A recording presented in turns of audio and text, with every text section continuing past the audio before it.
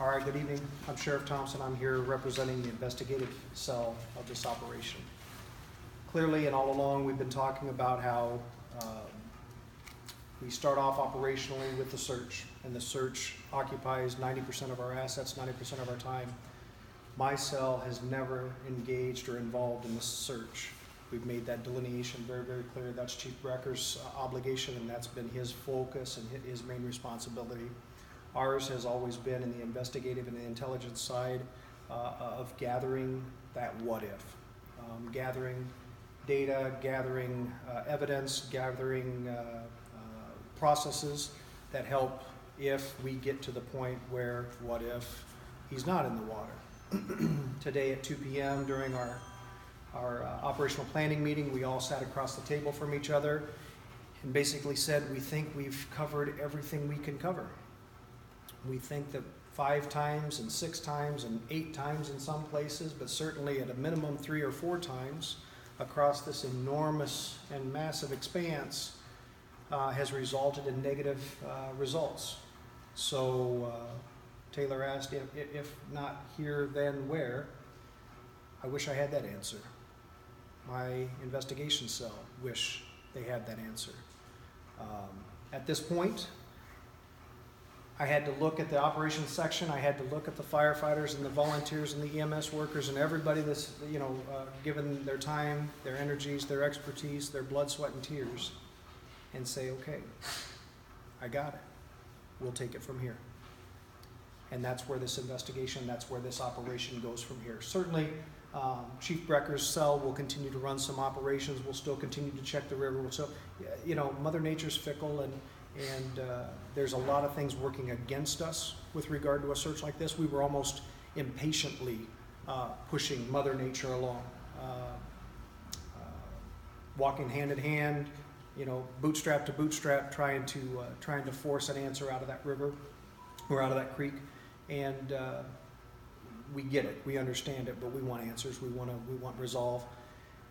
To be at this point as quickly as we are, we were not this far along back in 2012 at this point. But every incident gets to this point at some point.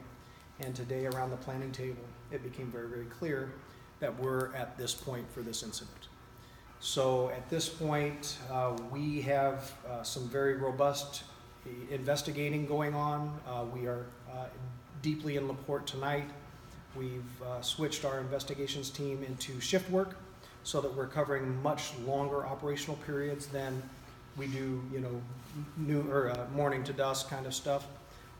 So that operation continues, and again, we're throwing out catchment nets that we're trying to pull in data that we currently don't possess, because that big question mark, if not here, then where? We're trying to figure that out. We're trying to get those answers.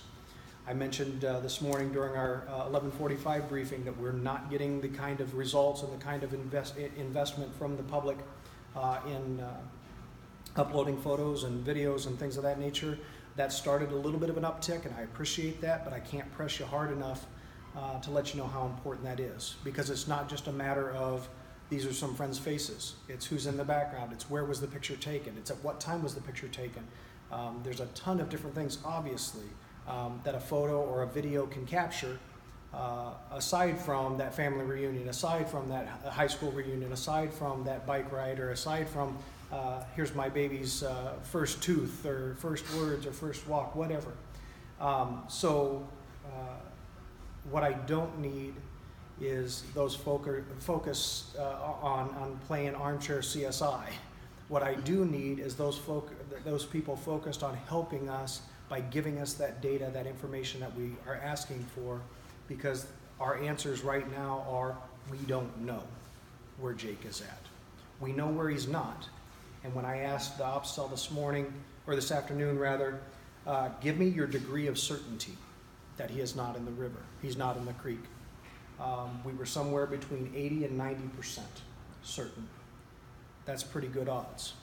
It's not perfect, and we're certainly not going to sit here and tell you that we won't find him there. That's why we're going to continue to run operations and missions out on that water, because it's the most plausible.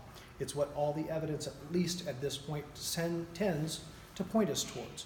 But again, my mission and my investigation cell mission from the very beginning was to pretend like that water didn't exist. And where do we go from there? So we've been fervently beating the bushes trying to figure that piece out. We still need the public's help, probably now more than ever, because when I look at that ops cell and I say, okay, I got it, now it's on us. That's a game changer. It's a game changer for the public. It's a frustration for all of us that have spent all this time here.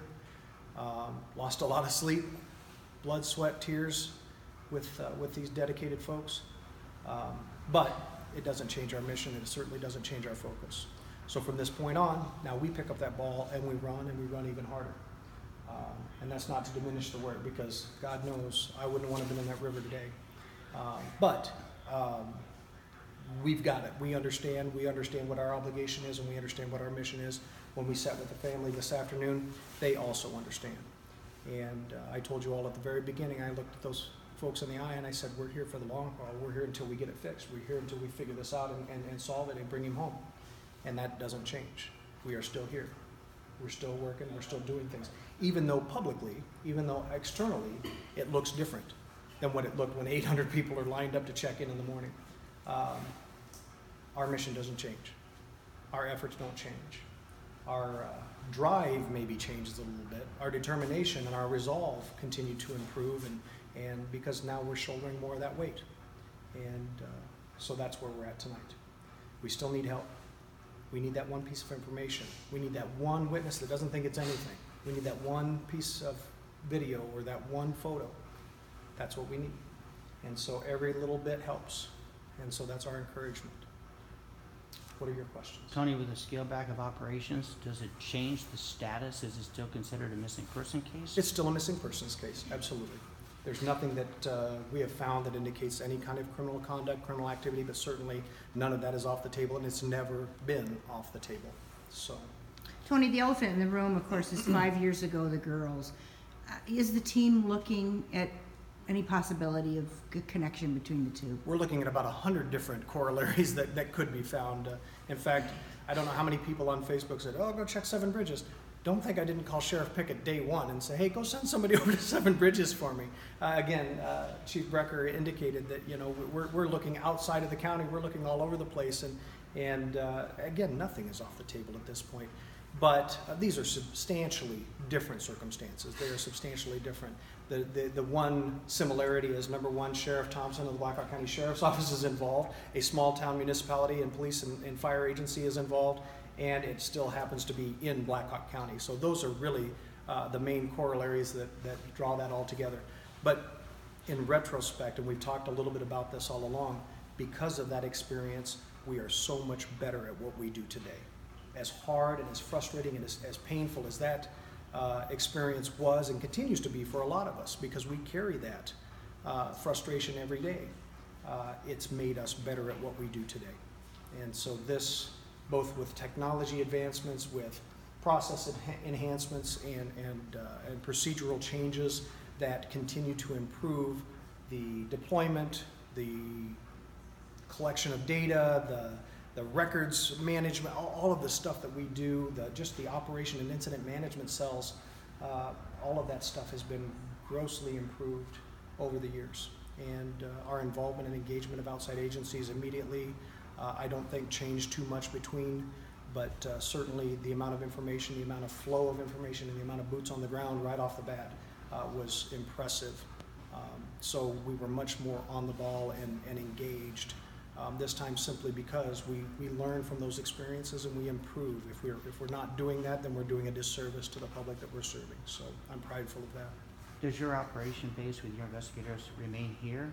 Over the next 72 hours, we will continue to have operations here, but our operations management, our cell management, our information flow and data management will begin to migrate back up to the Sheriff's Office and the investigative wing of the Sheriff's Office. We'll be setting up a command center up there for our investigators to replicate, maintain the integrity of all the stuff that we have over at the PD right now. We'll be moving that, I would guess will be done by Tuesday evening. Again, we don't want to disrupt what we're doing, so we'll be very slow and methodical in getting stuff back to where we can reestablish a new home base and give them back their police department. Press conferences done then? Press conferences are going to be done until something is available to be told. We'll continue to engage you. One of the biggest concerns that the family had, and certainly one of the biggest concerns that this investigation has, is we know how your news cycles work. We recognize that it's not long before something bigger, better, more important. I see something happen in Syria and I pay attention to some of that stuff, but I don't care. I care about what I'm doing right here. I've got blinders on with what we're doing right here. We've been here 18 hours a day. This is what I care about. And so just because we're not going to have press conferences twice a day, just because we're not out in the public eye because my investigators are in plain clothes and drive unmarked vehicles and all that kind of stuff, doesn't mean I don't still need your help. Doesn't mean I don't still need that public engagement. So we're going to continue to feed you information as we have something that's valuable. We're going to continue to ask for your help just like I have all along. You've been fantastic to get that word out as quickly as you have. But it's going to be part of my mission to make sure that we break that news cycle with Jake's face, with Jake's story, with Jake's information, and continue to move that message forward. And I need your help to make that happen.